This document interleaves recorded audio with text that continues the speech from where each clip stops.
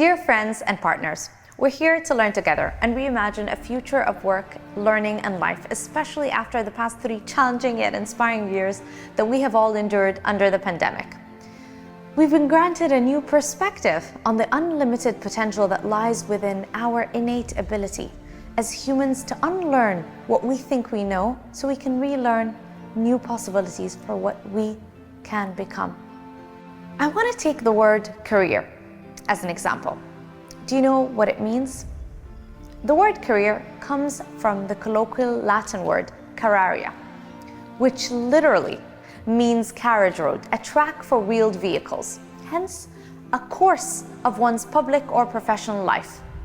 A track that takes you on a path that you will embark on after you graduate from higher education, and you stay on that one track until it's time to retire.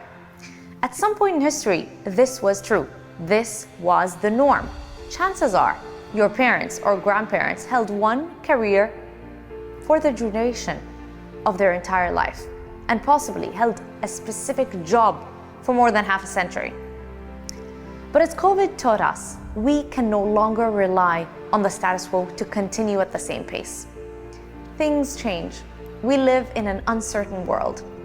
Post-pandemic trends reveal that a career path can no longer be considered a track, but rather a career track is a river where fluidity is key, autonomy is critical.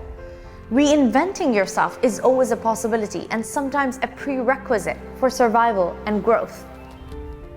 Look at it. Nowadays, being a doctor goes hand in hand with becoming a public educator or possibly a social media influencer.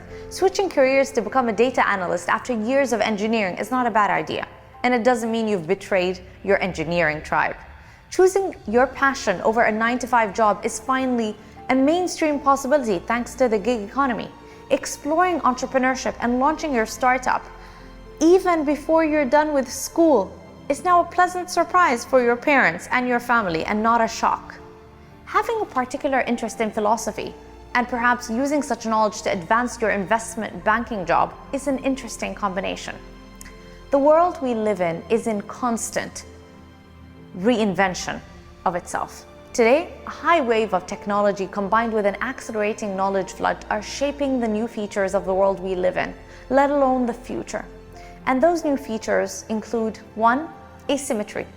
In the era we live in, effects are no longer proportional to the size of their source. The biggest change makers of the future are no longer the usual suspects, but they're the small players.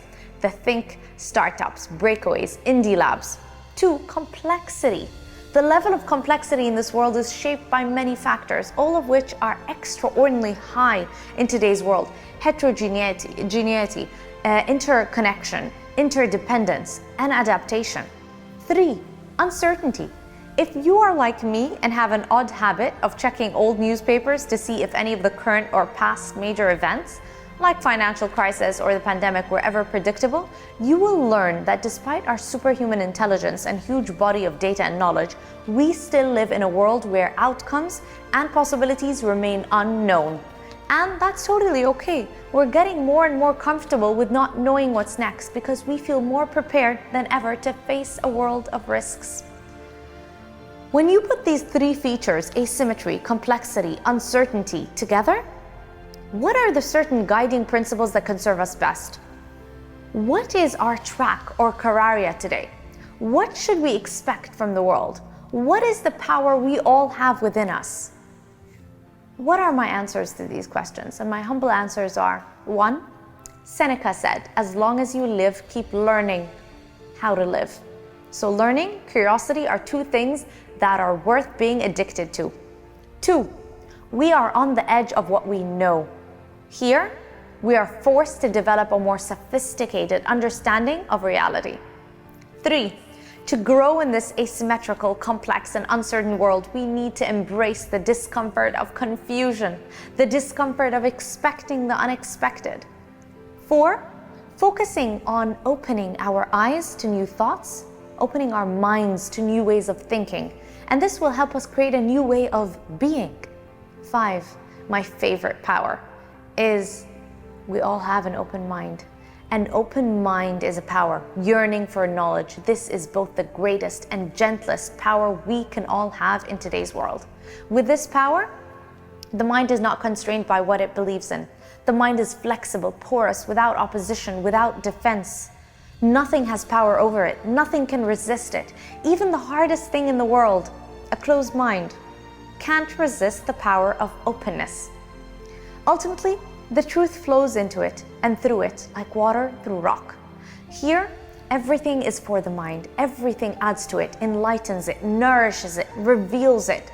It continues to open because it's in a fearless, undefended state, and it's hungry for knowledge.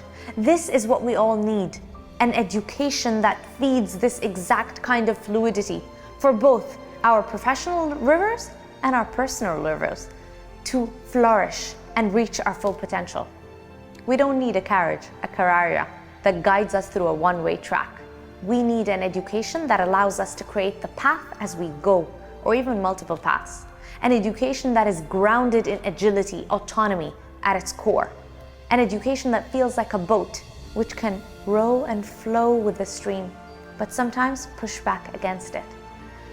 But just providing access to this kind of education might not be enough. It's also on us to build a mentality, a mindset, a heart set that appreciates our ownership of the journey and the river that we're on. To build a mentality that doesn't complain when the instructor avoids limiting learning to a certain textbook. It's a mentality that gets excited about collaborating with others and doesn't separate learning and education from real life experiences. A mentality and an open mind that appreciates both curiosity and novelty. A mentality that is intrinsically motivated to learn. A mentality that is independently capable of navigating the flood of knowledge we live in. Coursera taught me that we are only as capable as our mind tells us we are. Our true self is not static, but a dynamic being. It's never completed nor final, but always in a constant state of growth.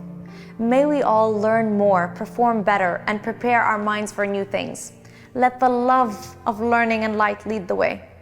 Thank you very much.